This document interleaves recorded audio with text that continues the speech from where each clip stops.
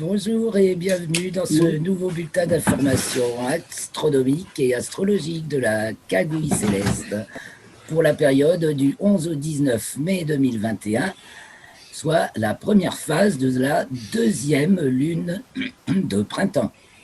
Donc nous sommes au cœur de la saison du printemps, qui était marquée bien sûr par l'entrée du soleil dans le signe du Bélier, là l'équinoxe de printemps. Et puis la Lune a été ça un peu plus tard.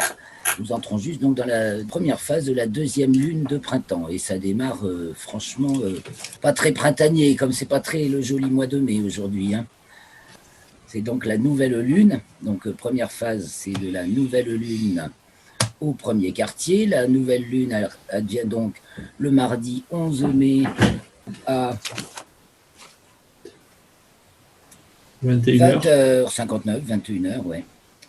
Et elle est à l'apogée, et au matin, juste une vingtaine d'heures auparavant, elle était conjointe à Uranus.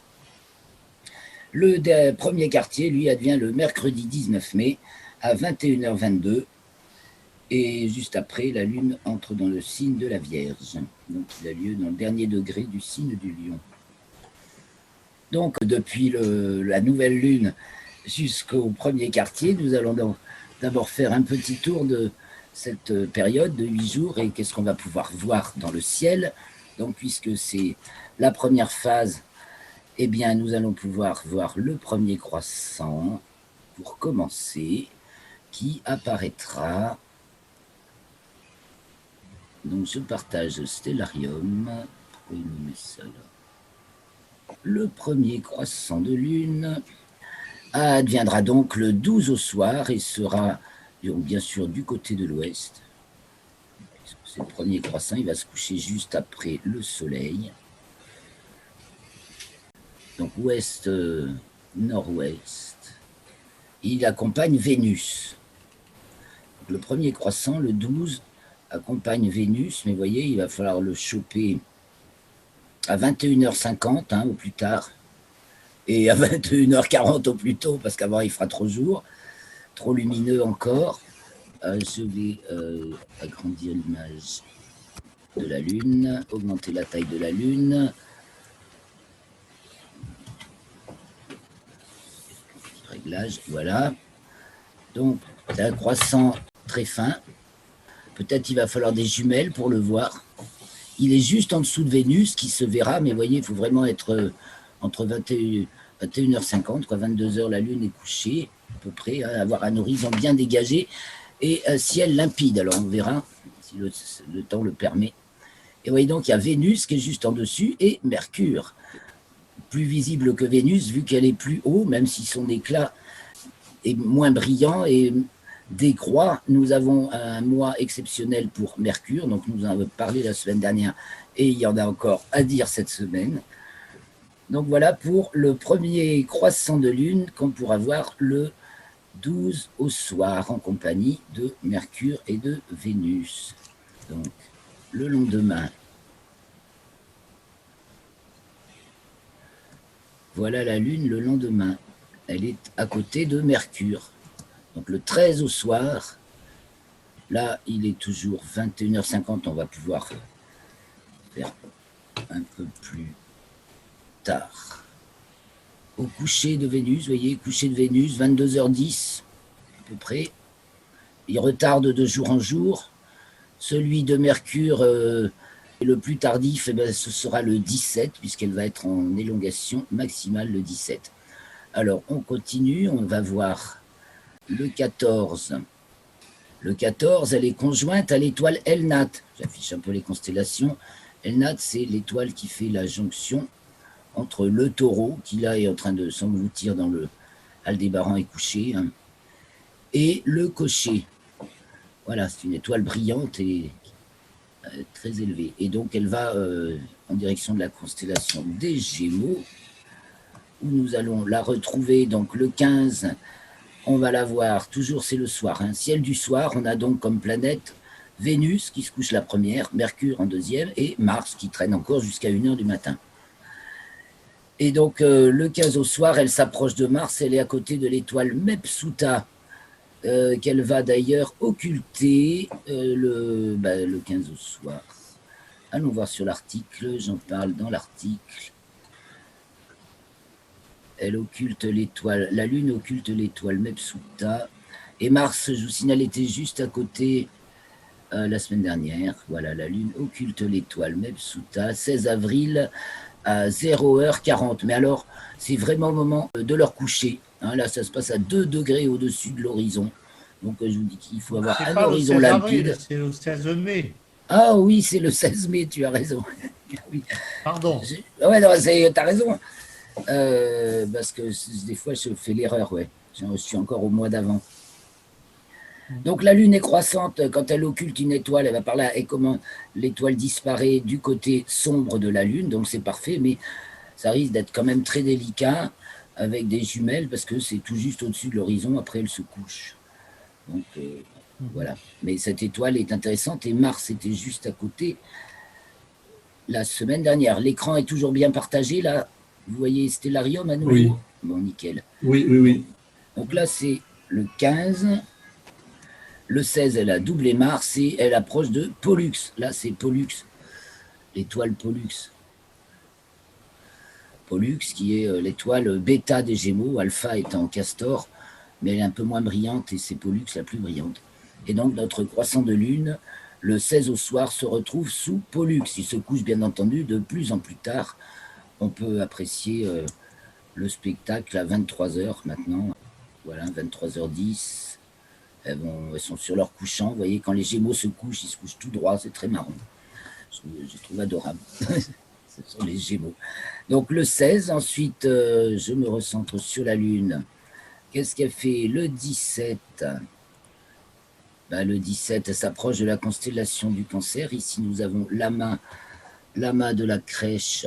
Donc, elle va être conjointe à l'amas de la crèche. Il est là. Donc c'est un amas ouvert, visible à l'œil nu quand il n'y a pas la Lune. Là, avec des jumelles, elle n'est pas encore trop éclairée, donc c'est un croissant encore assez fin. On peut voir l'amas et la Lune. Voilà, donc le 17 au soir, Et on continue, donc le lendemain, le 18, elle s'approche du Lion. Et le 19, pour le premier quartier, elle est conjointe à Régulus. Et ce coup-ci, elle passe au-dessus de l'étoile. Régulus, alpha du Lion. On voit se coucher, vous voyez, maintenant. 23h, là, il est 23h. Ben, voilà, au milieu de nuit, le Lion plonge. Hein, si je vais quelques heures après, minuit, 1h, 2h, au minuit vrai, voilà, le Lion se couche. Accompagnant la Lune. Mais là, nous sommes déjà le 20, donc ce sera pour la semaine d'après. On a déjà de quoi observer avec la Lune dans tous les débuts de nuit, puisque au premier quartier, donc, elle va culminer au coucher du soleil. Et donc, tiens, on va aller la regarder le 19 au coucher du soleil. Voilà pour la Lune et donc le ciel du début de nuit. Alors, donc on a fait le tour des constellations et des étoiles que la Lune accompagne. Il faut savoir aussi donc, qu'elle est, on l'a vu, conjointe à Vénus avec le premier croissant, le tout premier croissant, le 12, qui méritera peut-être des jumelles pour être vu. Qu'elle est conjointe à Mercure le 13 au soir, oui, ce qui est plus facile à voir le 13 au soir. Et puis conjointe à Mars le 16. Donc ensuite, le ciel du matin, car dans le ciel du matin, nous avons à voir Jupiter et Saturne. Alors, allons-y pour le ciel du matin. Donc, on va revenir le 19, le matin, 5h du matin, tournons-nous vers l'est. Et à 5h du mat', au sud-est, nous avons Jupiter et Saturne qui prennent de l'assurance et de la bouteille, qui se lèvent de plus en plus tôt, 2h30 à peu près pour Saturne et 3h pour Jupiter. Et donc on peut commencer à observer les phénomènes des satellites de Jupiter. Donc j'en signale au moins un dans l'article. Jupiter, voilà, pour avoir ses lunes, c'est le...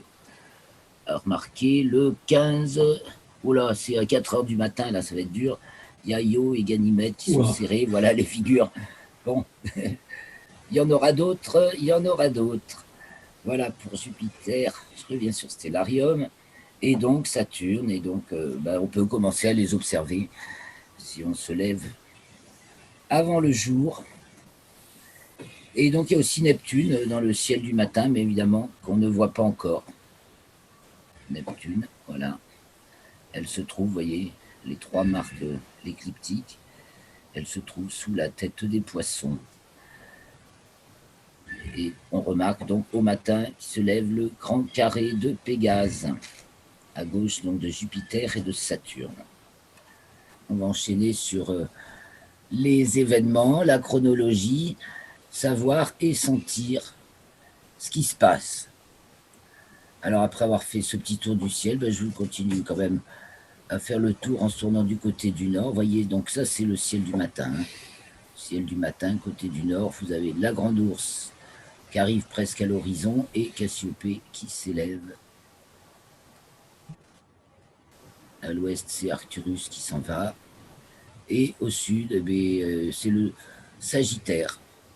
Voilà, c'est le ciel du début de nuit d'été qui s'approche de plus en plus, qui est de plus en plus tôt dans la nuit, donc ça va être l'été. Et ce sera le quasi immuable ciel propre à chaque saison, à chaque heure du jour pour chaque saison, qui se décale très lentement seulement au fil des millénaires, d'1 degré tous les 72 ans. Nous allons passer à la chronologie, donc, je vais sur l'article, je vais prendre mon résumé plutôt.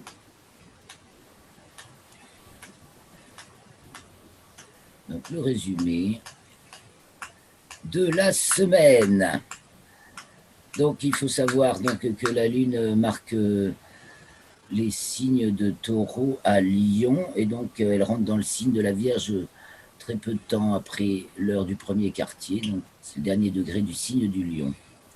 Et elle passe de la constellation du Bélier à celle du Lion. Alors, mardi 11, elle est conjointe à Uranus à 0h34, c'est la nouvelle lune à 20h59 et elle est à l'apogée à 23h50, c'est-à-dire au plus loin de la Terre. À l'apogée. Apogée, ça veut dire au plus loin de la Terre. Périgée, au plus près de la Terre. D'accord. D'accord. Si c'est, et après, si c'est par rapport au Soleil, on dit aphélie au plus loin du Soleil et périhélie au plus près du Soleil. Et après, pour un astre quelconque... Et donc l'aphélie, oui. L'aphélie, le 4 juillet, c'est le... C'est quand la Terre est au plus loin du Soleil. La distance Terre-Soleil est maximale. D'accord. Au plus loin du Soleil, le 4 juillet, à notre époque. Cela, l'aphélie.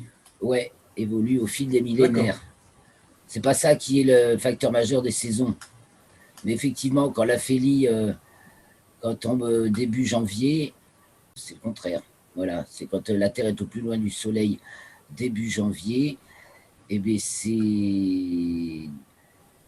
le pôle sud qui chauffe, moins, puisque c'est l'aphélie. Et donc, on est à une époque où le pôle sud chauffe peu, puisque il est en été pendant que la Terre est à l'aphélie. Donc, ça chauffe relativement peu. Donc, aphélie le 4 juillet, la Terre est au plus loin du Soleil et c'est l'hiver de l'hémisphère sud. Donc, quand c'est l'été de l'hémisphère sud, en janvier, quand la Terre est au périhélie, eh bien là, elle est au plus près du Soleil. Donc, effectivement, le Soleil chauffe pas mal au pôle sud, puisque, et c'est là que, relativement, puisque la Terre est au plus près quand c'est l'été là-bas. Et donc, on n'est pas dans une période particulièrement froide. C'est ça que ça voudrait dire. Bon, je reprends cette chronologie. Donc, le mercredi 12, la Lune, elle arrive devant la constellation du Taureau à 1h01. Elle entre dans le signe des Gémeaux à 14h42. Elle est conjointe aux Pléiades à 15h03. Et c'est le premier croissant le soir. Oui, je ne vous ai pas montré sa conjonction aux Pléiades en même temps que Vénus le 12, mais Parce que là, même avec des jumelles, les Pléiades sont juste au ras de l'horizon. C'est très lumineux encore. Elles sont invisibles. L'éclat de Vénus lui percera. Et celui du croissant de Lune, peut-être un peu difficilement. Le 13, jeudi 13, la Lune est conjointe à Vénus à 0h20, donc à voir le 12 au soir. Elle passe à son nœud ascendant à 12h29 et elle est conjointe à Mercure à 20h31. Le vendredi 14, elle sort des limites zodiacales à 1h53 et elle conjoint l'étoile Elnat à 13h08, à voir le soir. Le samedi 15, elle entre dans le signe du Cancer à 3h30, arrive devant la constellation des Gémeaux à 4h24. Dimanche 16, elle atteint sa déclinaison maximale à 0h22 et elle est à plus de 25 degrés au-dessus du plan de l'équateur, donc hors limite zodiacale nord. Lundi 17, elle est conjointe à l'étoile Pollux. Elle arrive ensuite devant la constellation du Cancer à 9h08, entre dans le signe du Lion à 14h43 et rentre dans les limites zodiacales à 21h43. Mardi 18, elle est conjointe à l'amas de la Crèche à 3h11, puis elle arrive devant la constellation du Lion à 22h41. Mercredi 19, c'est le premier quartier à 21h12, puis elle entre dans le signe de la Vierge à 22h59 et dans la foulée donc est conjointe à Régulus à 23h13. Le Soleil, lui, est devant la constellation du Bélier jusqu'au 14 mai, 8h49, puis il arrive devant celle du Taureau et il est encore dans le signe du Taureau jusqu'au 20 mai, donc la semaine prochaine. Jupiter, le vendredi 14, rentre dans le signe des Poissons à 0h35. Et donc, c'est le jour aussi où le Soleil arrive dans la constellation du Taureau. Lundi 17, alors, Mercure est à son élongation est maximale à 7h31 et à sa déclinaison maximale à 22h07. C'est ce qui fait qu'on en profite largement, parce qu'en plus, il est au nord. Il est en déclinaison nord hors limite zodiacale, il est donc aussi au nord de l'écliptique, en latitude nord, et donc il se couche après 23 heures. Il faut vraiment en profiter. Son éclat diminue, mais il reste encore visible, bien sûr. Enfin, 23 heures, il commence à faire bien sombre, donc on voit bien. C'est donc tout l'intérêt de ce mois exceptionnel pour Mercure. Ça défraie la chronique. C'est rare d'avoir Mercure au-dessus de Vénus, mais ça tombe qu'en même temps, Vénus ressort juste de sa conjonction au Soleil, enfin à son allure vénusienne, qui est beaucoup moins rapide que l'allure mercurienne, n'est-ce pas? Parce qu'elle était en conjonction inférieure. Et le 26 mars, et donc elle s'est dégagée du halo solaire le fin avril, et elle commence à être visible maintenant dans le ciel du soir. Mais passé 22 heures, elle est déjà couchée, donc pas longtemps après le coucher du Soleil. Et donc, nous avons Saturne qui atteint aussi un petit palier de déclinaison maximale le 18, car son mouvement va devenir rétrograde, si ce n'est déjà fait. Celui de Pluton est rétrograde. Voilà, et là, Saturne aussi, ça va venir. C'est le 23 que Saturne devient rétrograde. Donc, je rappelle que nous avons hors limite zodiacale Mercure du 7 au 30 mai et Mars du 21 mars au 24 mai. Donc, elle va rentrer bientôt dans les limites, mais Vénus va prendre le relais puisqu'elle va en sortir le 23 mai. Et donc Pluton est devenu aussi rétrograde. Et donc le prochain à entrer en rétrogradation, c'est Saturne, et puis il y aura Mercure. Et donc en héliocentrique, c'est assez calme cette semaine. Donc nous avons Mercure opposé Neptune vendredi 14 à 12h56. Mercure qui rentre dans le signe de la Balance, donc il était dans le signe de la Vierge jusque-là, rentre dans le signe de la Balance le 16, dimanche 16 à 8h43, et lundi 17, c'est Vénus qui entre dans le signe du Cancer à 22h50. Donc là, elles vont se retrouver en carré, les deux rapides, en héliocentrique. Donc un petit cycle qui sera peut-être intéressant de suivre entre les conjonctions Vénus-Mercure et leur carré, est un phénomène qu'on ne peut pas observer en géocentrique, puisqu'elles sont toujours collées au Soleil. Donc, c'est un point de vue intéressant. Je vais vous montrer un petit peu les images que j'ai sélectionnées cette semaine. Alors, pour commencer, la première, ah bah oui, cette magnifique photo de Guillaume Canin, toujours le grand photographe du ciel, fait des photos splendides. Donc, ça fait du bien de voir des choses aussi belles. Un être solitaire devant la Voie lactée. C'est... La rue du lait.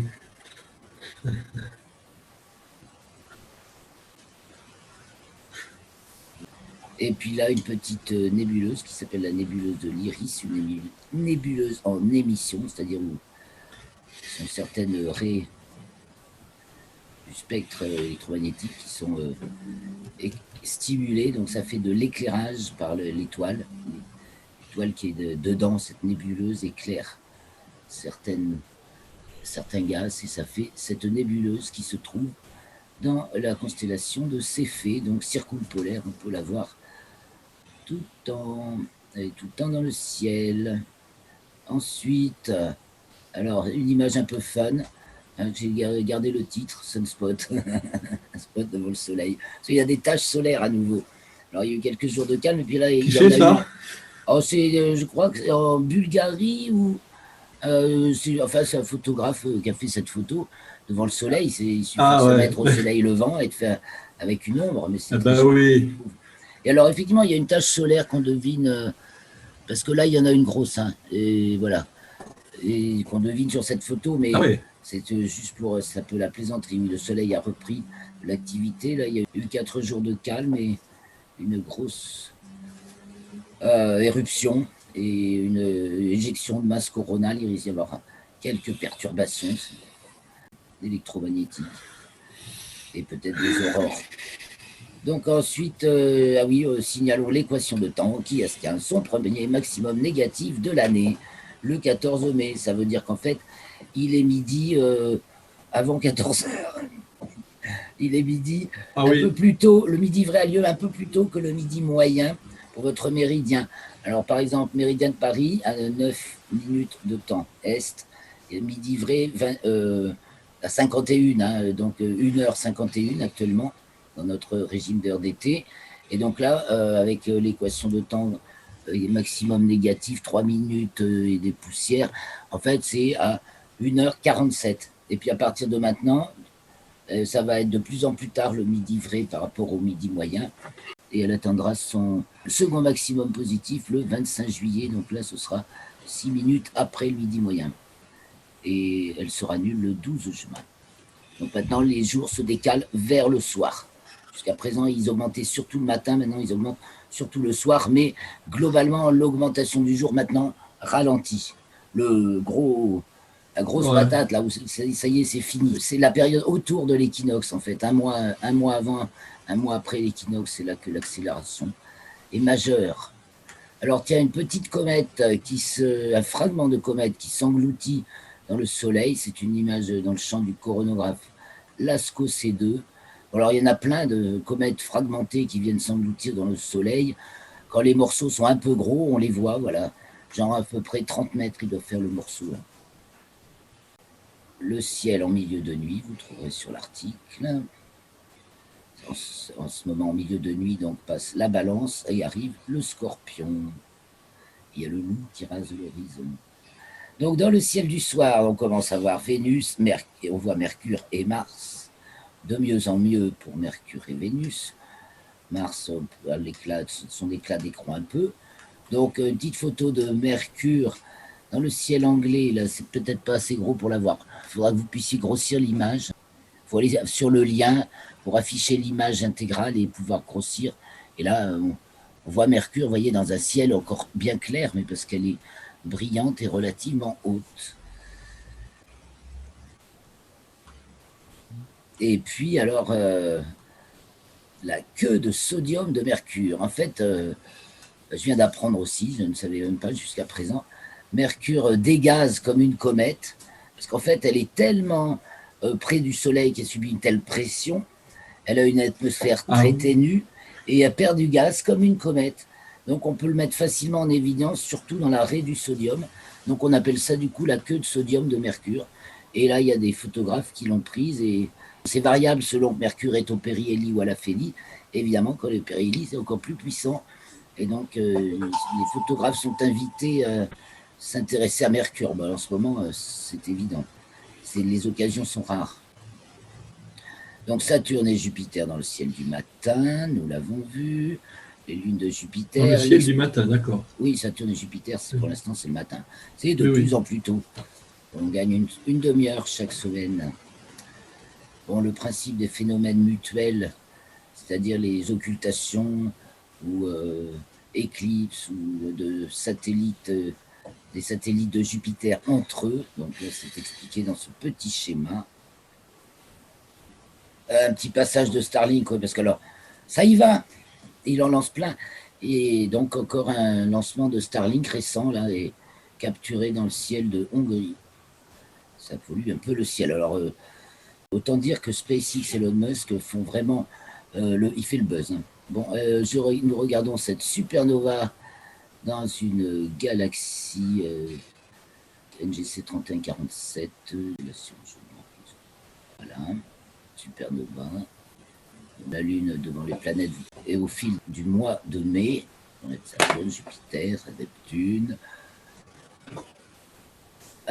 Uranus, le Soleil, donc c'est le 11, 12, 13, 14, 15, 16. Et voilà, vous voyez, elle passe au-dessus du plan de l'écliptique, elle est en latitude maximale. Elle était donc à son nœud le 14 et en dessous. Voilà. Vous pouvez prendre le temps de faire marcher ce petit GIF animé qui est très très bien. Petit résumé. Et donc, oui, je voulais vous parler un petit peu des news. Et on a intérêt à suivre l'actualité spatiale, hein, parce que beaucoup de choses est là, et c'est un très bon angle d'ailleurs pour parler de l'Europe, je signale au passage. Et c'est peut-être une des raisons d'être, d'ailleurs. Quand on en reparlera, qu'on parlera des thèmes, mais c'est la conjonction Uranus-Neptune qui est initiale à cette nouvelle Europe. Elle nous parle bien sûr de ça. Alors, comme je vous disais, Elon Musk n'arrête pas de faire le buzz. D'ailleurs, il a fait une émission de télé aux États-Unis très populaire. Alors là, il s'est lâché complet, apparemment. Alors, succès du Starship, enfin, ce lanceur qui doit retomber sur ses pattes a réussi intégralement l'essai. Donc, c'est un grand succès. Ensuite, ils vont lancer un satellite lunaire en Dogecoin, ouais, les monnaies en crypto-monnaie. Alors, ils lancent un satellite lunaire tout payé en crypto-monnaie. Par contre, les voisins de la base de Boca Chica, d'où sont effectués les lancements de SpaceX, sont un peu dérangés, évidemment, par la base. Ensuite, également, leur fusée Falcon 9, 10e réutilisation. C'est quand même vachement rentable, leur lancement. Ah oui, c'est beaucoup, oui. Et après, ça y est, l'offre satellitaire Starlink arrive en France à 99 € par mois, plus l'installation aux alentours de 500. Alors moi, je rappelle que j'ai Internet par satellite depuis 10 ans avec Nornet, c'est actuellement le seul prestataire en France, donc ça marche très bien, sauf juste éventuellement, des fois il y a des coupures, mais j'ai pas de problème de débit, c'est généralement génial. Starlink, on peut avoir l'Internet par satellite autrement que par Starlink, je le répète aux Français qui seraient intéressés. Et donc, puisque l'offre arrive en France. Donc, par contre, alors les Chinois... Oui, mais... Oui. Il y a eu la fusée chinoise qui était perdue. Voilà, c'est ça, la fusée chinoise là, qui vient de se lâcher près des Maldives. Tant mieux, ça n'a pas fait de dégâts, mais il est temps de se raisonner. Hein. Alors, donc, il y a un article sur le problème des débris spatiaux et de la gestion des débris spatiaux avec les spécialistes du CNES. On est très avancé, la France, là-dedans, qui explique bien le topo. Alors, sur Mars, ça avance, on trouve des champignons, une activité volcanique récente. Mais je vous dis, les news sont fantastiques. Hein. Il y a des champignons apparemment qui poussent sur Mars. Enfin, ça ressemblerait à des champignons. Persévérance arrive à enregistrer les sons de l'hélicoptère Ingenuity dans l'atmosphère de Mars, ce qui est très encourageant aussi, parce qu'on ne s'attendait pas à ce qu'elle soit trop porteuse. L'atmosphère de Mars, elle est un peu légère, 100 fois plus légère que celle de la Terre. Les Chinois s'apprêtent à poser leur rover sur Mars. La sonde Parker Probe, ah oui, a enregistré un signal radio en provenance de Vénus, c'est normal, elle en émet de temps en temps. Et nous avons la sonde Osiris-Rex qui était allée faire le tour d'un astéroïde, Bennu, et qui avait qui avait prélevé des échantillons qui étaient descendus jusqu'à l'astéroïde au mois d'octobre dernier, prélevé des échantillons, rentré dans sa petite valise qui ne fermait pas, il y en avait trop, ça a failli tout s'échapper, ils ont réussi à fermer. Ça y est, le 10 mai, elle reprend le chemin de la Terre. Elle arrivera en 2023.